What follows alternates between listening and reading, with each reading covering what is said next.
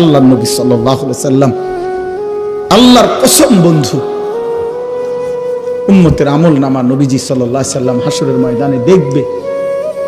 নবীজির সামনে আমল নামা নবী হাতে নিবে, দেখবে।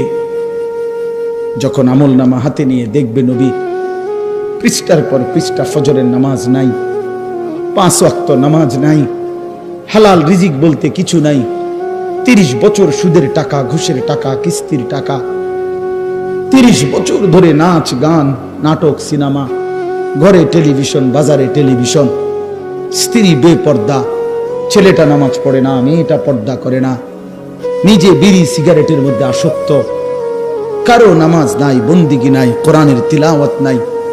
এই আমল নামা দেখে আল্লাহর কসম নবী জিজ্ঞাসা করবে, উম্মত এত বড় বেইজ্জতি তুই আমারে কেমনে করলি?